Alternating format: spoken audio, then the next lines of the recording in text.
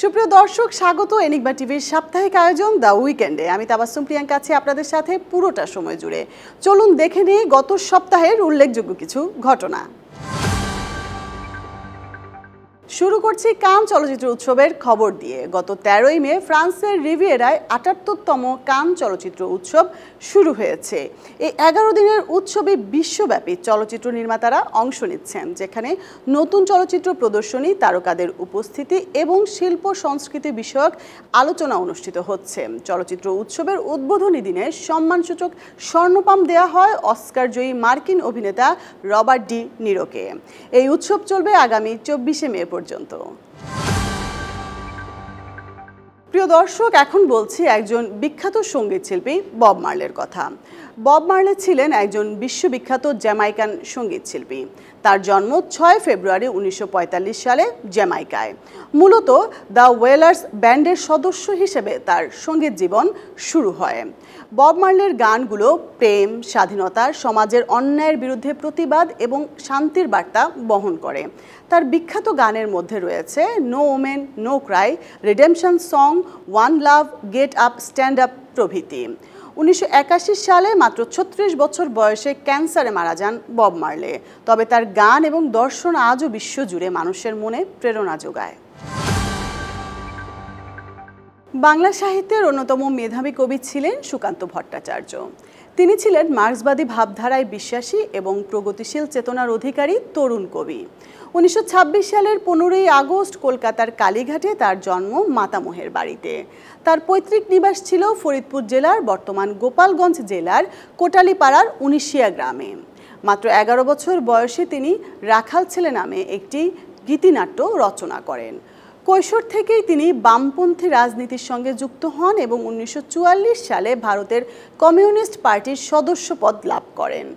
মরণব্যাধি যক্ষ্মায় আক্রান্ত হয়ে 1947 সালে 13ই মে মাত্র 21 বছর বয়সে তিনি কলকাতায় মৃত্যুবরণ করেন। নিয়াজ মোরশেদ 13ই মে 1966 সালে ঢাকায় জন্মগ্রহণ করেন। তিনি বাংলাদেশের অত্যন্ত জনপ্রিয় এবং সুপরিচিত দাবাড়ু। তিনি মঞ্জুর মোরশেদ এবং নাজমা আহমেদের সন্তান।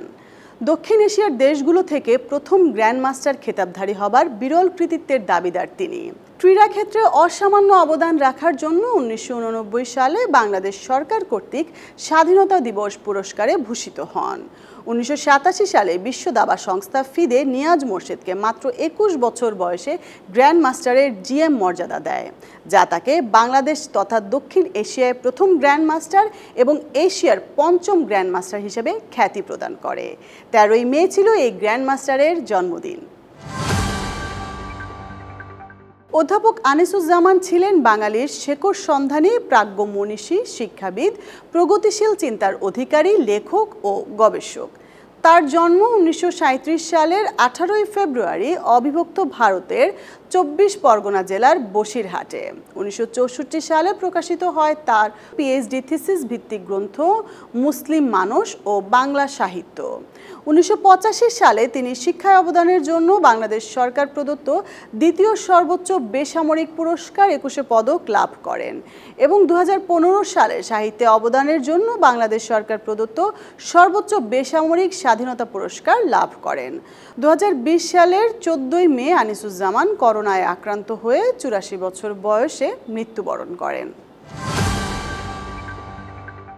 বাংলাদেশের খ্যাতনামা কথা সাহিত্যিক শওকত ওসমান। তার জন্ম 1917 খ্রিস্টাব্দের 2 জানুয়ারি পশ্চিমবঙ্গের হুগলি জেলার সবল সিংহপুর গ্রামে। সমাজ, রাজনীতি ও মানবিকতা তার লেখার মূল প্রতিপাদ্য। শওকত ওসমানের উল্লেখযোগ্য উপন্যাস কৃতদাসের হাসি ও জননী। বাংলা সাহিত্য ও সংস্কৃতিতে বিশেষ অবদানের জন্য তিনি 1962 সালে বাংলা একাডেমি পুরস্কার, 1983 সালে 21 পদক এবং 1997 সালে স্বাধীনতা দিবস পুরস্কার ইত্যাদি শীর্ষ পর্যায়ে পুরস্কার ও পদকে ভূষিত হন। 14ই মে 1998 সালে 81 বছর বয়সে তিনি ঢাকায় মৃত্যুবরণ করেন। 1948 সালের 18ই আগস্ট সম্ভ্রান্ত মুসলিম পরিবারে জন্মগ্রহণ করেন চিত্রনায়ক ফারুক। 1971 সালে এইচ আকবর পরিচালিত জল ছবিতে অভিনয়ের মধ্য দিয়ে বাংলা চলচ্চিত্রে ফারুকের আত্মপ্রকাশ ঘটে। প্রথম সিনেমায় তার বিপরীতে ছিলেন মিষ্টি মেয়ে কবরী। 1975 সালে তার অভিনীত সুজন সখী এবং লাঠিয়াল সিনেমা দুটি ব্যাপক ব্যবসা সফল হয়। ওই বছর লাঠিয়ালের জন্য তিনি সেরা পার্শ্ব অভিনেতা হিসেবে জাতীয় চলচ্চিত্র পুরস্কার লাভ করেন। 1976 সালে সূর্যগ্রহণ ও নয়নমণি, 1978 সালে শহীদুল্লাহ কায়সারের উপন্যাস অবলম্বনে নির্মিত আব্দুল্লাহ আল মামুনের সারেংবউ, আমজাদ হোসেনের গোলাপি এখন ট্রেনে সহ বেশ কিছু সিনেমায় মিয়া ভাই খ্যাত চিত্রনায়ক ফারুকের অভিনয় প্রশংসিত হয়। তিনি 15ই মে 2023 সালে 74 বছর বয়সে সিঙ্গাপুরে চিকিৎসাধীন অবস্থায় মৃত্যুবরণ করেন। গত 10 মে শনিবার সন্ধ্যায় ঢাকার শিল্পকলা একাডেমির নন্দন মঞ্চে বুদ্ধ পূর্ণিমা উপলক্ষে আয়োজিত হয় সাংস্কৃতিক উৎসব।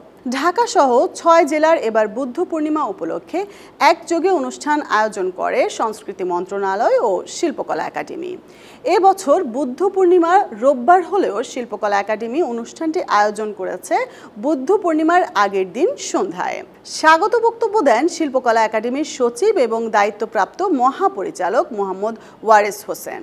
ঢাকা শিল্পকলা একাডেমির নন্দন মঞ্চের অনুষ্ঠানে উপস্থিত ছিলেন সংস্কৃতি উপদেষ্টা মোস্তফা সারোয়ার ফারুকী, শিক্ষা মন্ত্রণালয়ের উপদেষ্টা অধ্যাপক ডক্টর চৌধুরী রফিকুল আবরার ও বিশ্ব বৌদ্ধ ফেডারেশন বাংলাদেশের প্রেসিডেন্ট ডক্টর সুকোমল বড়ুয়া।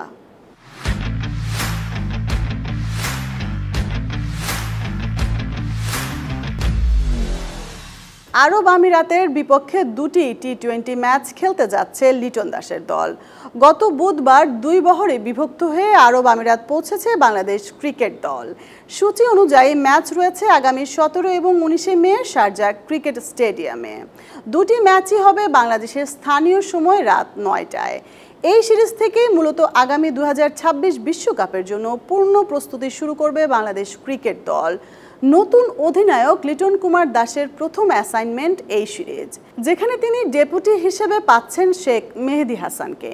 এদিকে আইসিসির মাসসেরা ক্রিকেটার হলেন মেহেদী হাসান মিরাজ। এপ্রিল মাসে সেরা ক্রিকেটারের নাম ঘোষণা করেছে আইসিসি। সেরার দৌড়ে মিরাজ পেছনে ফেলেছেন জিম্বাবুয়ের ব্লেসিং মুজারাবানি এবং নিউজিল্যান্ডের বেন সিয়ার্সকে। ক্যারিয়ারে প্রথমবারের মতো আইসিসির মাস সেরার পুরস্কার জিতলেন মিরাজ। এছাড়া তৃতীয় বাংলাদেশি হিসেবে তার এই অর্জন। এর আগে সাকিব আল হাসান এবং মুশফিকুর রহিমও মাস সেরা হয়েছিলেন।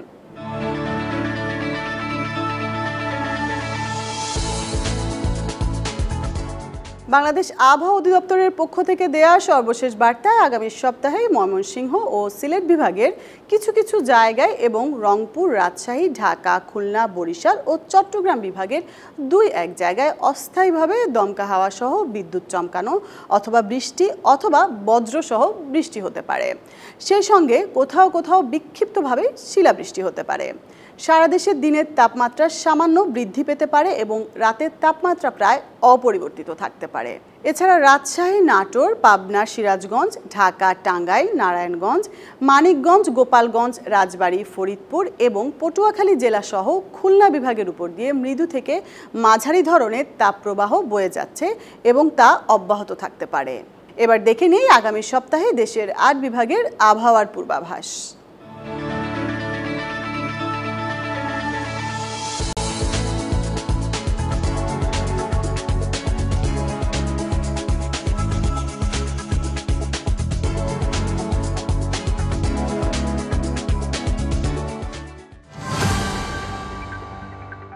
দর্শক, এই ছিল আমাদের আজকের উইকেন্ডে। এনিগমা টিভির দ্য উইকেন্ড থেকে বিদায় নিচ্ছি। দেখা হবে আবারও আগামী সপ্তাহে ঠিক একই সময়ে। ভালো থাকুন, সুস্থ থাকুন। আল্লাহ হাফেজ।